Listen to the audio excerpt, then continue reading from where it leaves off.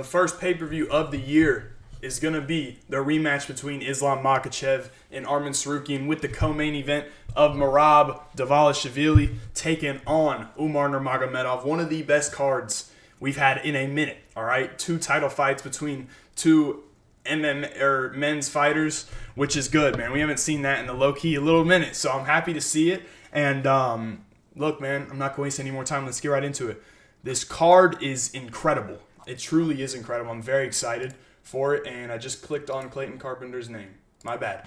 Tagir Ulanbekov taking on Clayton Carpenter. Now, keep this one a little simple with it. I'm not big on Clayton Carpenter. I picked him to lose his last fight. He won his last fight.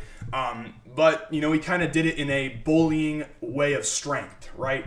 Now, Lucas Rocca is who he fought, is formerly a strawweight in Brazil, okay? So, automatically, man, the dude's a midget. He is no sort of strength. And Clayton Carpenter, for the first part of that fight, was getting tagged.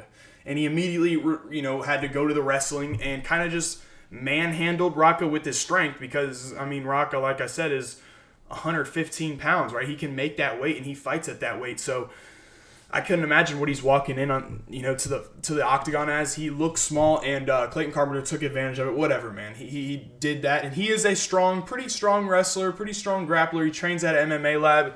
Now, what I don't like about Clayton Carpenter is his striking. I think it's terrible, and he gets hit a lot.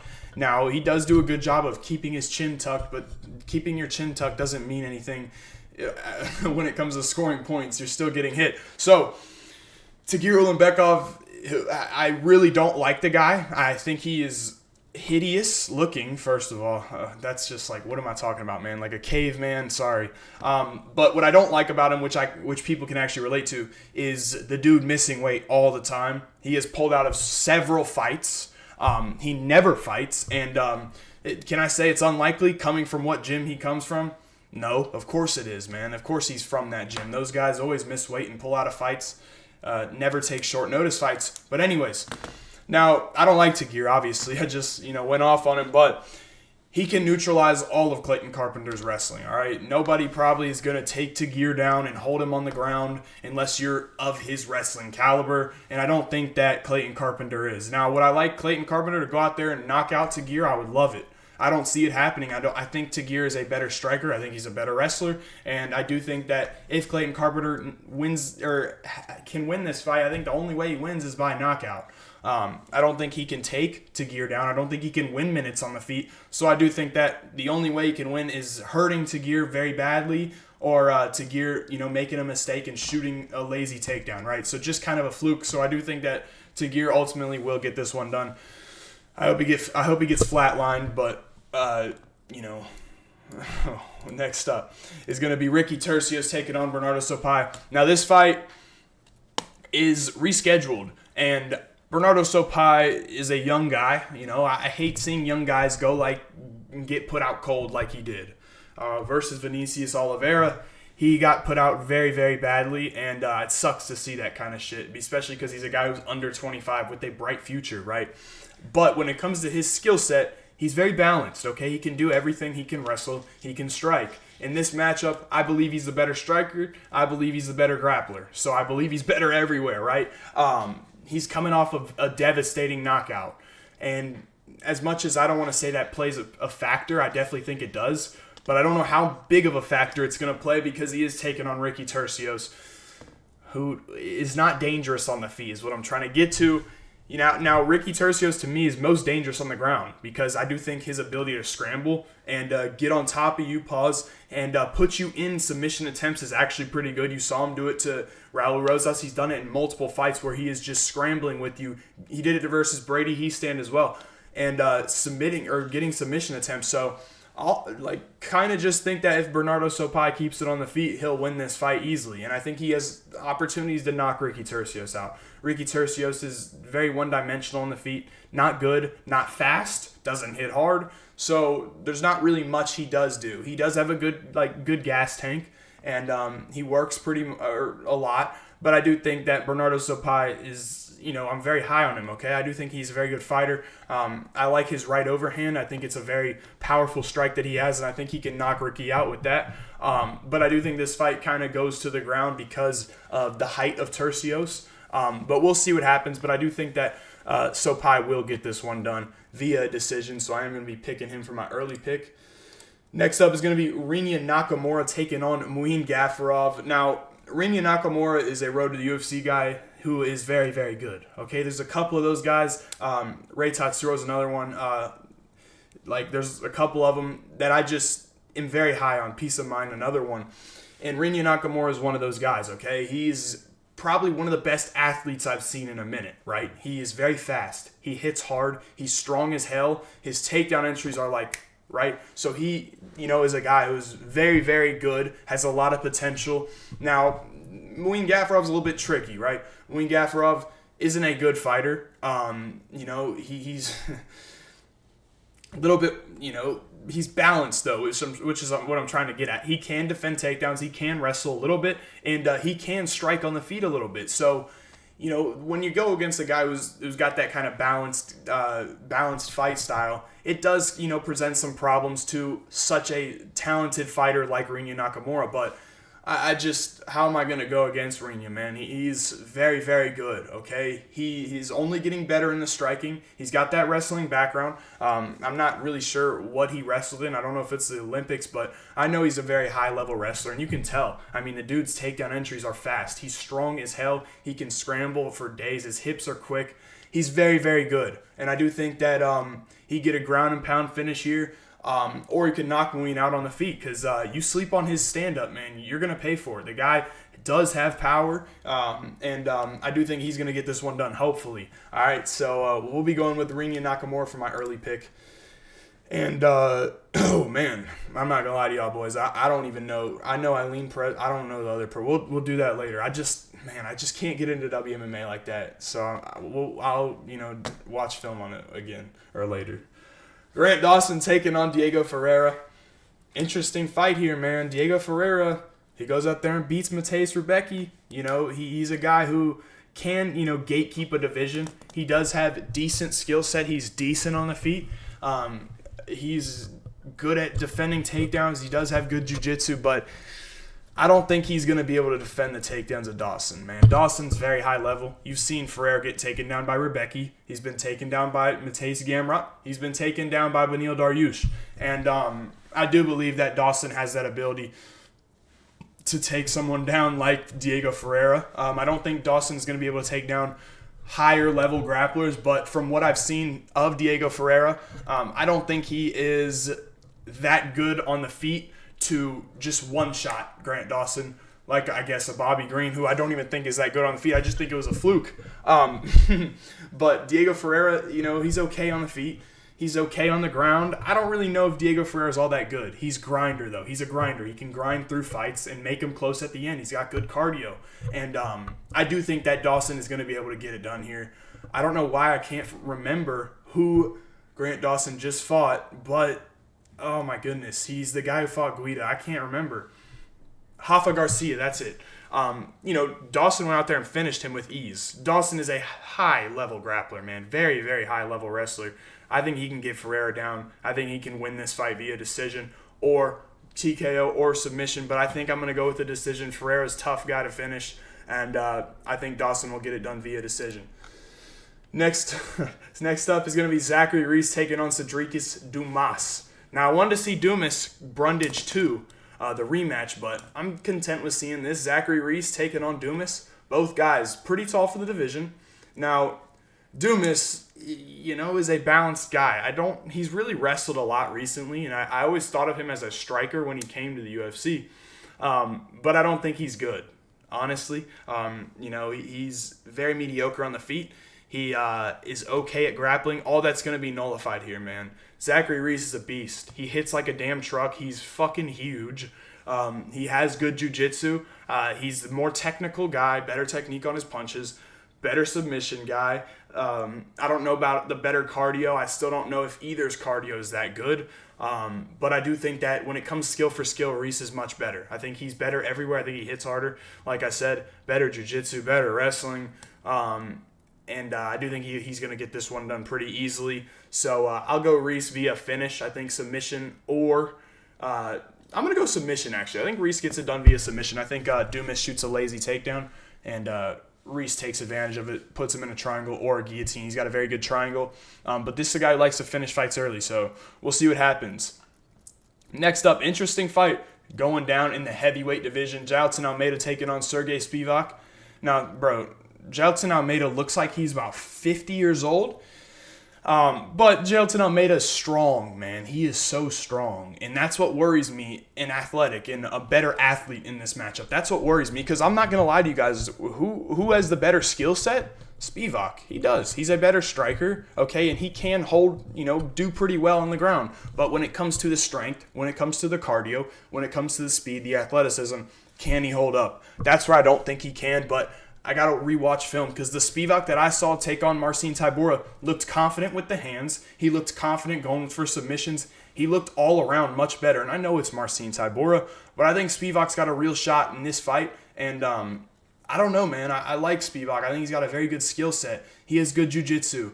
He can be put on his back, and I do fear that in this fight, but he's the better striker, right? But I am going to go with Almeida because I think that, like I said, man, the strength. And I think that's going to play dividends here. I don't think that Spivac is strong enough or athletic enough to deal with the takedowns. And as most heavyweights aren't. But he is a better fighter on the feet and can hold himself on the ground. So we'll see what happens with that pick. Definitely willing to go out there and, change my pick for this fight. Definitely thinking about it. But obviously, I have that with every fight. I can definitely change my pick on every fight. But this one where I'm still on the brink of, I think there's definitely value on Spivac. I know he's about plus 250 on the books right now. So definitely a spot where I might be hopping in early. But I think it's a closer fight than people say. Next up, Hani Barcelos taking on Peyton Talbott. Now this one, I can't say that this line is valuable or fair, okay? Because we've seen Peyton Talbott get taken down. Now, Hani Barcelos is a little bit older now. He's, was supposed to be this great guy coming over that has wrestling on Brazil and boxing on Brazil. And he shows glimpses of that, but now he's 37, I believe. And he's taking on Talbot. Now, I don't, if Hani Barcelos comes out there and wrestles, I think he can have some success early on, but how good is it going to do later, right? How long is it going to be before Talbot is landing a counter-strike and putting him out? That's my problem. I know Hani's been knocked out only once, but the knockout that he just had versus Umar looked like a little toddler punching him once in the chin, and he got put out cold, bad. And that worries me a lot. So, Talbot is a guy who is a good prospect. He's very good. Now, I don't think he's better than some prospects at bantamweight for sure. He has a lot of hype around him. I think he gets this one done. He's a guy who's very calm in the octagon, which I always notice. He really does remind me of Gene Silva, and I know that kind of sounds crazy, but the way that both those guys will set you up for counter shots and counter you is very similar style, and everybody loves both of them, right? So they do remind me of each other so much, and people might not understand it, but I think I do. So yeah, next up, Peyton Talbot will get this one done via KO. Next up is going to be Johnny Walker taking on Bodgan Guskov. Man, now I think, Johnny Walker is probably going to get put out again, okay? Guskov is a guy who's been taken down before. I believe he got submitted by Volkan Ozdemir.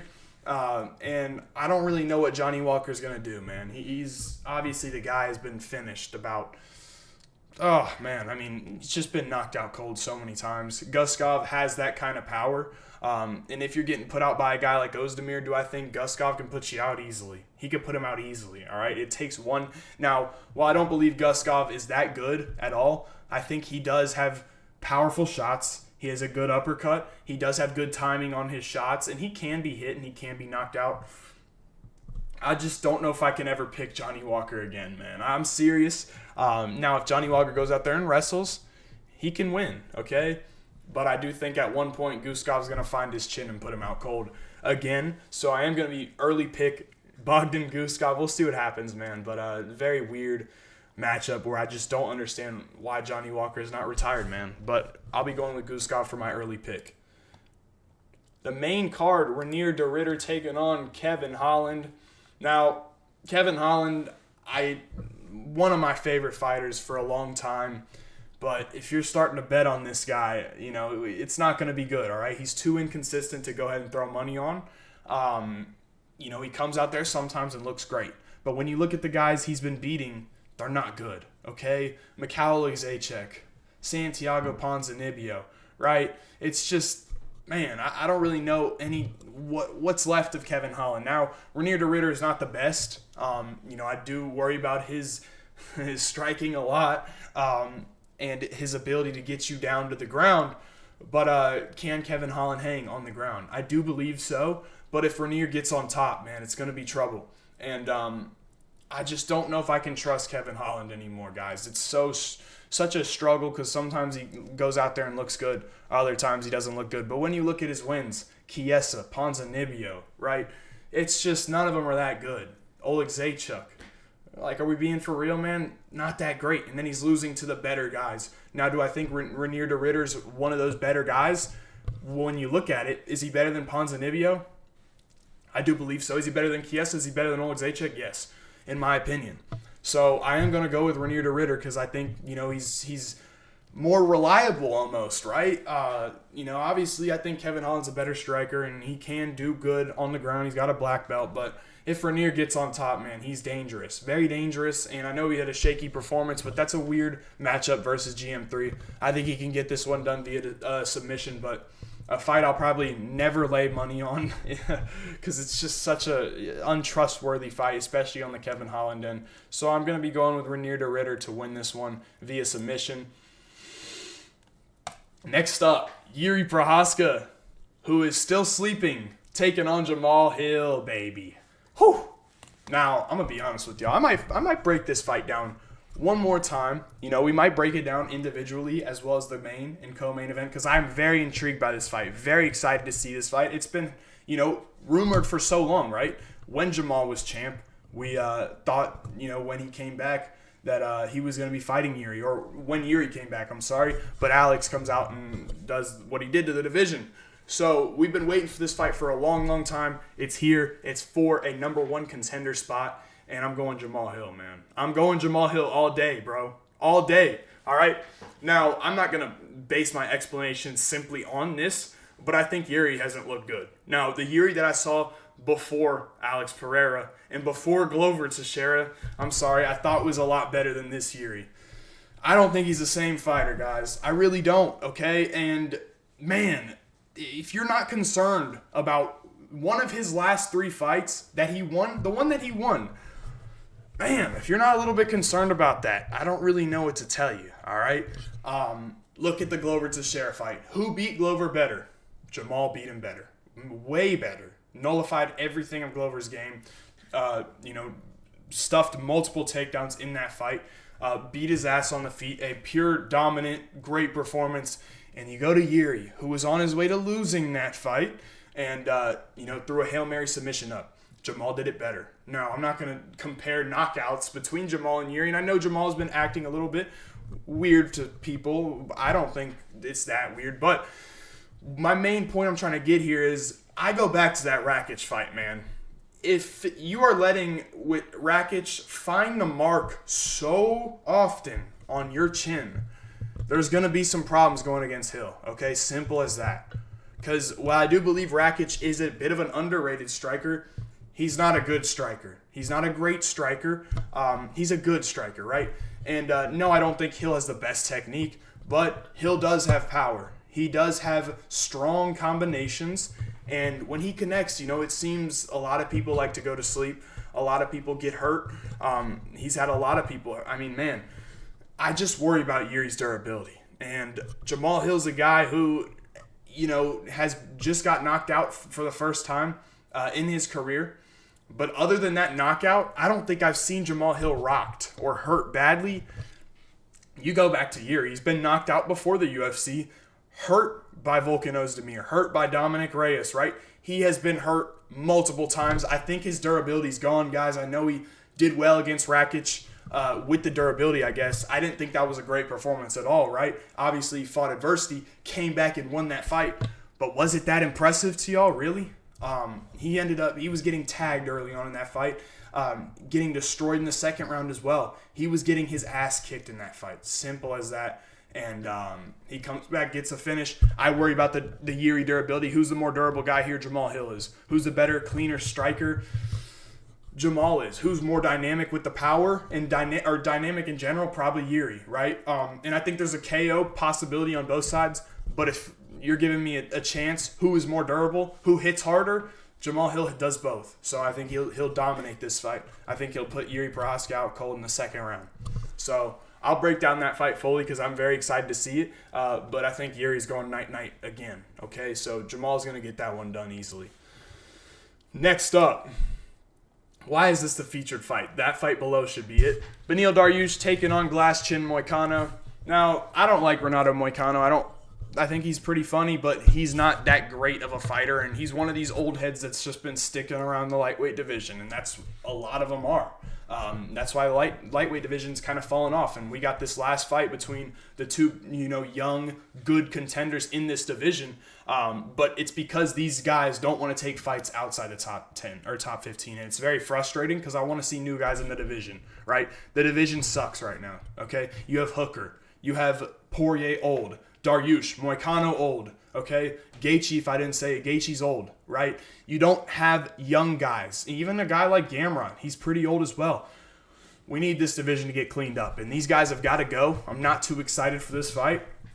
Who's looked better in their past couple of fights? Definitely Renato Moicano.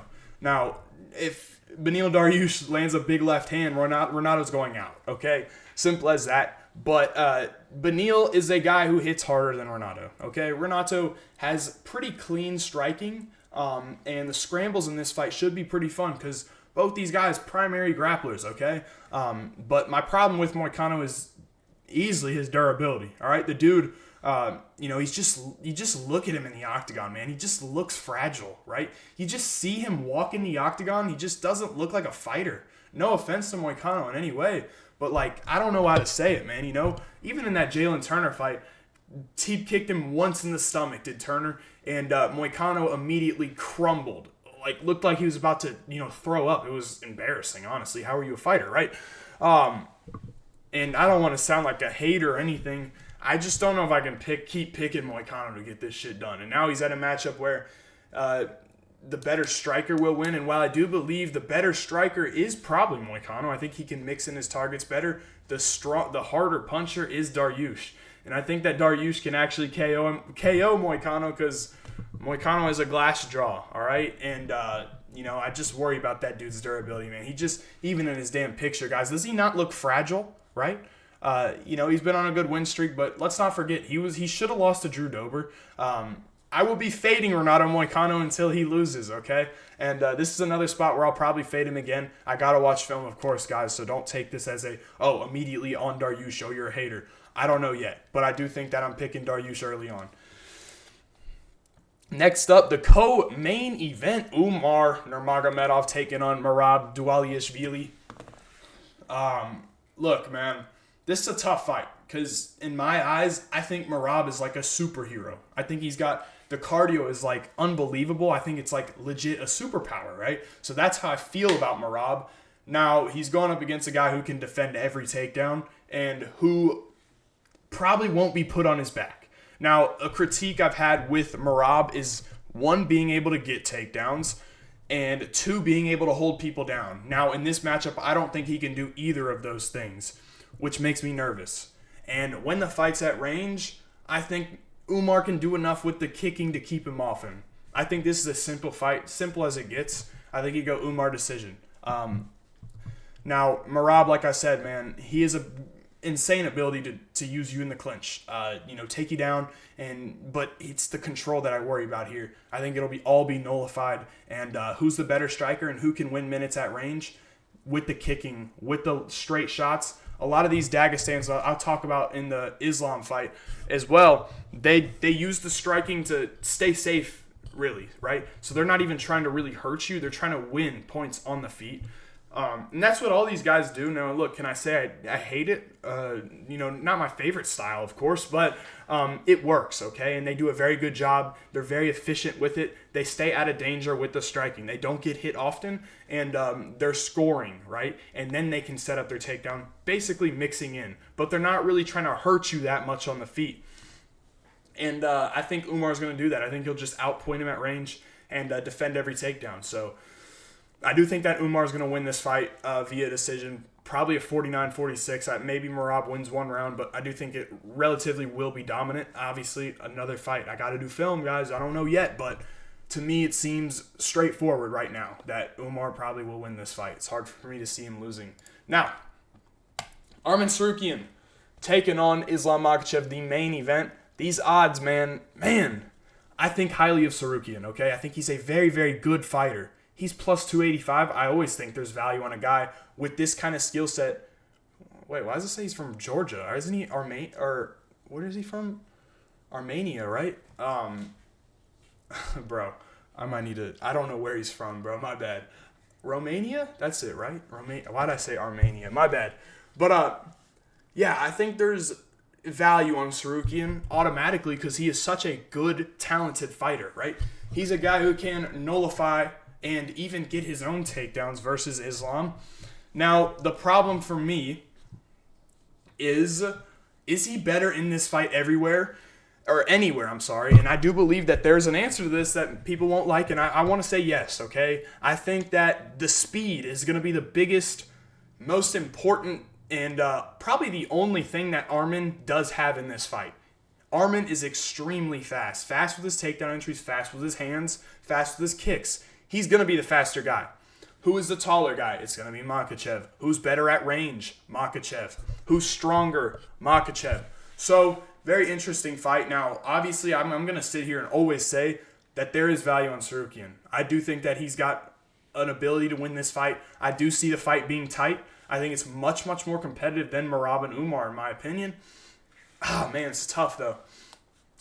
But I do think that the speed of Arman can cause some issues, but ultimately, we're going to see Makhachev do what Umar's going to do. Sit at range and land more shots. Simple as that, guys. I don't think we'll see a finish by either of these dudes.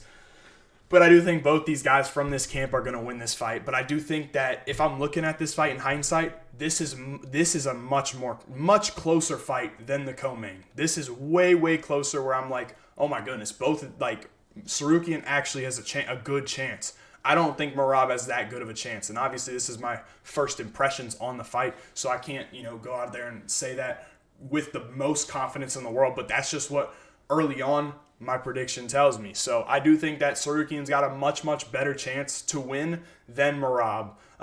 So I'll probably be putting some money on Tsarukyan because he's plus 280. Man, that's a lot of value. But yeah, man, that's going to end it for me. I hope y'all boys enjoyed. Make sure, you subscribe. I'm trying to get to that 800 mark by the end of the year. So if you're new, man, make sure you subscribe. I'll catch y'all boys in the next one.